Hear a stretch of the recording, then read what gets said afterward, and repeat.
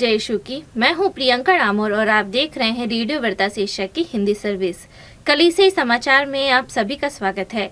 कलीसियाई समाचारों में प्रमुख है, सैनिकों ने कश्मीर में 3 संदिग्ध आतंकवादियों को मार गिराया। ओडिया परिवार को राहत मिली, कैथोलिक धर्म बहन ने उन्हें बंधक से मुक्त कराया। मणिपुर में जनजातीय समूह अलग संघीय क्षेत्र की मांग कर रहे हैं। जबलपुर धर्म प्रांत ने मध्य प्रदेश राज्य के आदेश को रद्द करने के लिए अदालत का रुख किया। कैथोलिक साप्ताहिक के संपादक 30 वर्षों की शानदार सेवा के बाद सेवानिवृत्त हुए। 7 ईसाइयों पर धर्मांतरण कानून का उल्लंघन करने का आरोप। अरुणाचल के मुख्यमंत्री ने समाज में ईसाइयों के योगदान को स्वीकार किया। अब जानते समाचार विस्तार से।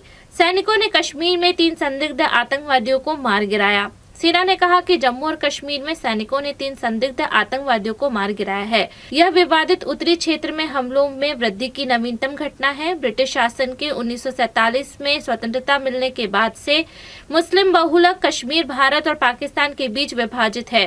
भारतीय सेना की चिंगारी कोर ने 14 जुलाई को देर रात कहा कि कश्मीर के कुपवाड़ा जिले के घुसपैठ विरोधी अभियान में 3 लोग मारे गए और हथियार और अन्य युद्ध जैसे सामान जब्त किए। उड़िया परिवार को राहत मिली, कैथोलिक धर्म बहन ने उन्हें बंधक से मुक्त कराया। उड़ीसा में एक परिवार ने अब कर्नाटक में बंधुआ मजदूरी से उन्हें बचाने के लिए कैथोलिक धर्म बहन को धन्यवाद दिया। दीप्ति सिंह, जिन्हें कर्नाटक राज्य के मल्लूर जिले के एक ईंट भट्टे में अपने पति के साथ बंधक में रखा था, कहती है, मैं आखिरकार खुलकर सांस ले पा रही हूँ। मैं सिस्टर सुजीता का बहुत बहुत धन्यवाद करती हूँ। 22 वर्षीय गर्भवती महिला ने 17 जुलाई को बताया कि उन्होंने मदद के लिए रोते हुए अनगिनत रातें बिताई, अपनी परिस्थितियों के बारे में कड़वाहट महसूस की और यहाँ तक कि अपने माता पिता को भी दोषी ठहराया। सिस्टर सुजीता जेना की पहल ने दीप्ति, उनके पति, माता पिता, सौतेली मां को कर्नाटक के ईंट भट्टे में कुल 9 साल तक काम करने के बाद 11 जुलाई को उड़ीसा के गजपति जिले में उनके गांव गांधीनगर लौटने में मदद की है। सिस्टर जेना, जो एक वकील है और जीसस एंड मैरी के पवित्र हृदय की मंडली के सदस्य है, ने कहा कि उन्होंने 3 जुलाई को प्रवासी श्रमिकों के लिए जागरूकता कार्यक्रम आयोजित करने के लिए गजपति जिले के गाँव की यात्रा करने के दौरान परिवार के बारे में सुना। मणिपुर में जनजातीय समूह अलग संघीय क्षेत्र की मांग कर रहे हैं। संघर्षग्रस्त मणिपुर में एक जनजातीय निकाय ने भारत सरकार से उन क्षेत्रों को संघीय क्षेत्र का दर्जा देने का आग्रह किया है जहां आदिवासी, कुकी और जनजातीय लोग रहते हैं। उन्होंने बहुसंख्यक मैतेई समुदाय के हाथों उनका निरंतर जातीय सफाया करने का आरोप लगाया है। मणिपुर में आदिवासी जनजातीय नेताओं के मंच ने संघीय गृह मंत्री अमित शाह को संबोधित एक खुले पत्र में सरकार से भारतीय संविधान के अनुच्छेद 239A के तहत कुकी जो समुदाय के लिए एक विधायकी के साथ एक संघीय क्षेत्र बनाने में तेजी लाने की अपील की। अनुच्छेद 239A में नई दिल्ली के सीधे प्रशासित कुछ संघीय क्षेत्रों के लिए एक स्थानीय विधायकी मंत्री परिषद या दोनों के निर्माण का प्रावधान है। जबलपुर धर्म प्रांत ने मध्य प्रदेश के शीर्ष न्यायालय का दरवाजा खटखटाया है, जिसमें सरकार के उस आदेश को चुनौती दी गई है जिसमें उसके 2 स्कूलों को छात्रों से अत्यधिक फीस वसूलने का आरोप लगाते हुए करीब 18 करोड़ रुपए वापस लेने को कहा है।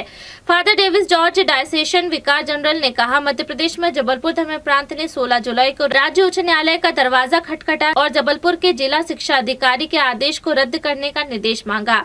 यह आदेश अस्थिर है और इसमें कोई सच्चाई नहीं है।